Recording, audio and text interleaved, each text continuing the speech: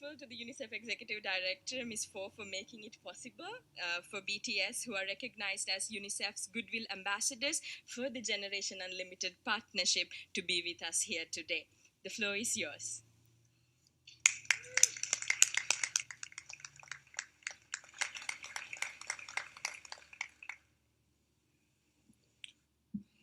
Thank you, Mr. Secretary General, UNICEF Executive Director, and all the excellencies and distinguished guests from across the world. My name is Kim Namjoon, also known as RM, the leader of the group BTS. It is an incredible honor to be invited to an occasion with such significance for today's young generation. Last November, BTS launched the Love Myself campaign with UNICEF, building on our belief that true love first begins with loving myself. We've been partnering with UNICEF's End Violence program to protect children and young people all over the world from violence.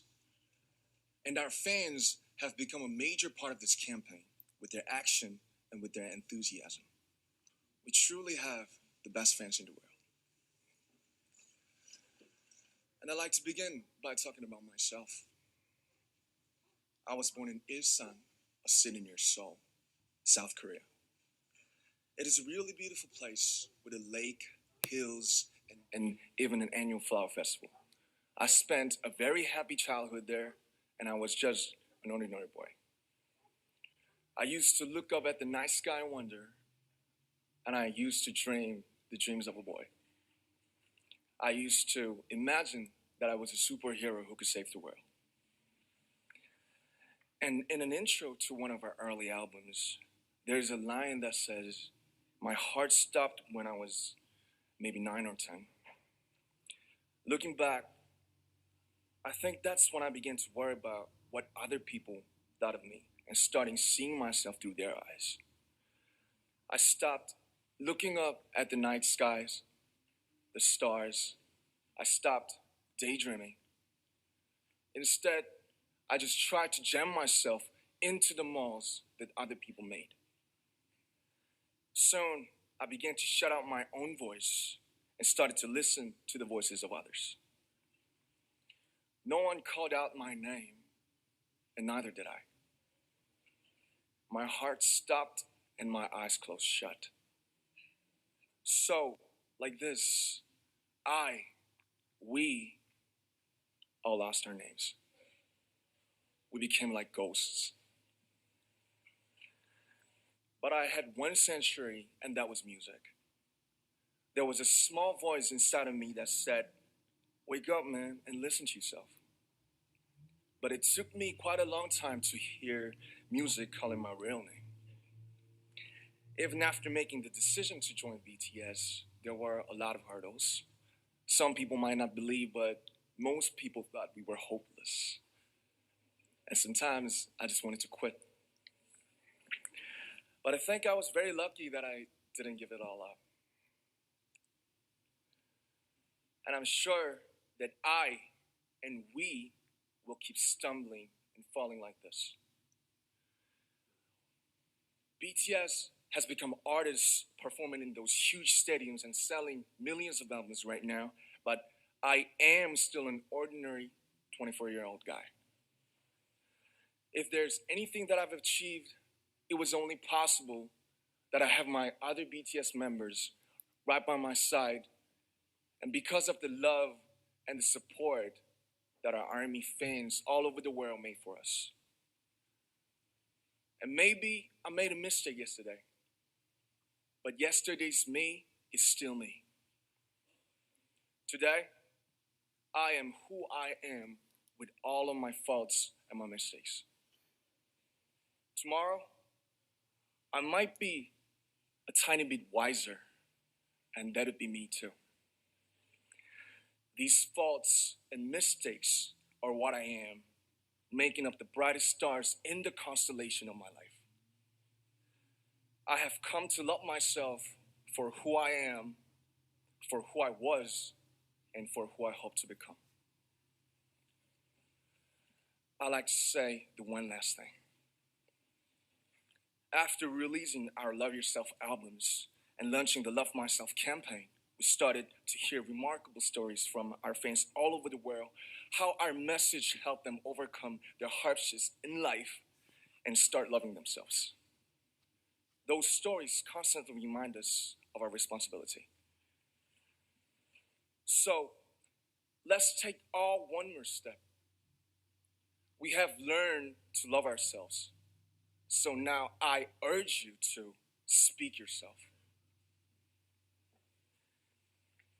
I'd like to ask all of you, what is your name? What excites you and makes your heart beat? Tell me your story. I want to hear your voice. I want to hear your conviction. No matter who you are, where you're from, your skin color, your gender identity, just speak yourself.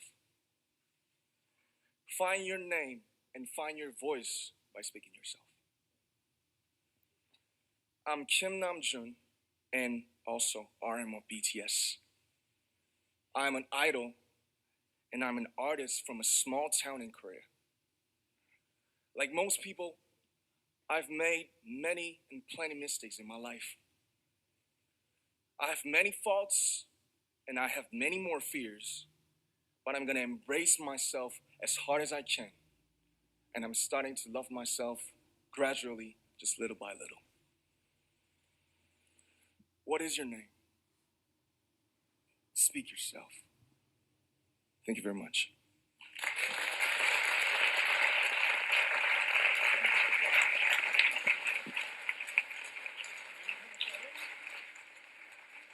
Thank you very much. With so many young fans around the world, it was a pleasure having BTS with us, and I'm thankful that you use your platform and creativity to reach young audiences with positive messages about what it means to be a young person in the world today. All right, that was the Korean pop band group BTS talking at the UN General Assembly, all in a big effort of outreach to youth. And I am lucky to have with me Jeff Benjamin, K-pop columnist from Billboard magazine. Jeff, thank you so much for being on with us. Thank you. It's such an exciting day. A little bit about this moment. I mean, this is a history-making moment, really. A K-pop band at the UN General Assembly. Why is this so important? Yeah, I mean, how many, first of all, musicians, celebrities get to speak at the people in the world get to speak at the UN in general? This is just a huge moment, in particular, and like you said, a history-making moment for BTS. But I think it's two-folded in why it's so important. On one hand, BTS is here as a representative of their really successful UNICEF campaign, the Love Myself campaign, that's already raised over $1 million in less than a year. On one hand, they're showing that, yes, we have brought a success to UNICEF. We've brought success to the world. We found something, this anti-violence campaign that we're a part of. We really can represent ourselves in that way. But on the other hand, too, we were kind of watching the speeches before, and there were a lot of young people speaking. BTS is one of the biggest bands in the world, biggest artists in the world. They have 2 #1 albums on the Billboard 200 just this year alone. They have, I think, over 15 million Twitter followers. They're huge on social media.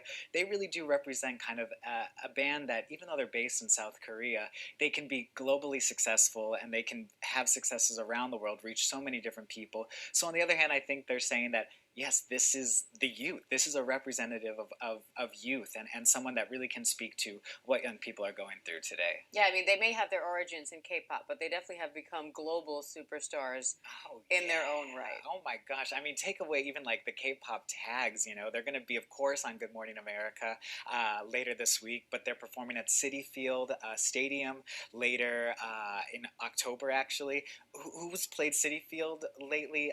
It's been Lady Gaga. It's been Beyonce and Jay-Z.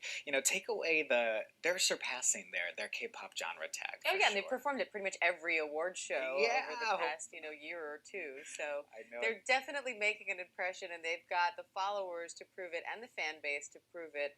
What are they hoping to do with that fan base and now this new initiative? Yeah, I think in particular, you know, the fact that they have so many young, connected people around the world to kind of be able to not just put the, you know, of course, monetary donations are important. BTS, of course, they've actually made a really big statement when it comes to monetary investments in this campaign. 3% of their physical album sales are going to the campaign. I believe their record label, Big Hit Entertainment, donated a hefty sum to the campaign as well. But I think it goes deeper than just money, too. The idea that, you know, loving oneself and feeling self-actualized, feeling self-seen, feeling self-realized, kind of like what RM Kim Namjoon was speaking a bit about in saying that he realized who he was and he realized his dreams and what he looked forward to when he was a little boy.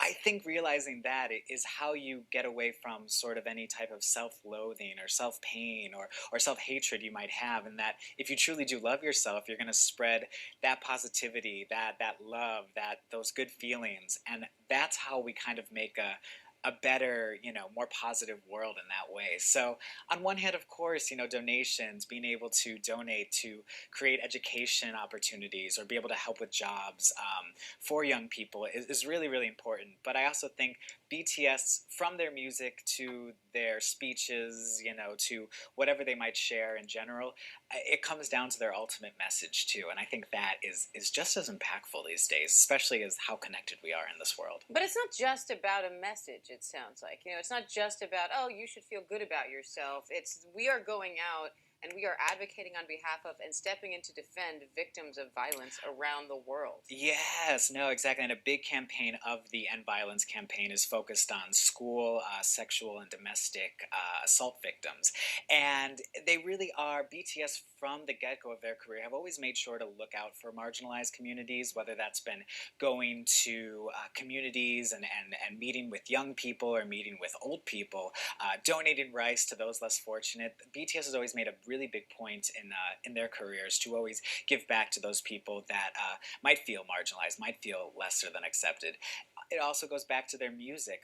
In their music, they use a lot of androgynous terms and use a lot of universal symbolism, so that no matter if you speak English, Korean, Spanish, whatever it might be, if you love men, women, anything in between, is that you can find a real connection and something to find really hopeful in the music itself. So they're thinking about everyone, but specifically, of course, this campaign is looking for those people who have been affected by violence and making the statement that yes, let's end violence. Well, and it's interesting because, you know, half the songs on the radio now, you can't even play them without bleeping out half the words. I mean, the Sure. message isn't always so positive in the music that's popular, and their music has historically been very positive, very uplifting, very inspiring. So it's kind of cool to see them now take that and, you know, quite literally put their money where their mouth is, but also sort of continue to spread the message that they have been trying to spread through their music. You said it perfectly. They really did put their money where their mouth is. I mean, even from their earliest albums, you know, kind of, they were always a good representation of what people their age were going through. Their earlier music kind of focused a bit more on school life and bullying and kind of trying to navigate one's life through that. But at the same time, their music just got more complex, more interesting, more deeper in sort of the topics they went into. They've talked about everything from politics to female empowerment to mental health issues, things that young people these days really are going through, and anything that, regardless of where you are in the world or who you might be interested in, you know, musically, there is something that you can connect to in that music for sure. Well, great to see them using their immense influence in the world, using those powers for good, and we are so incredibly honored to have them coming on Good Morning America on Wednesday. BTS will be performing live in studio. You do not want to miss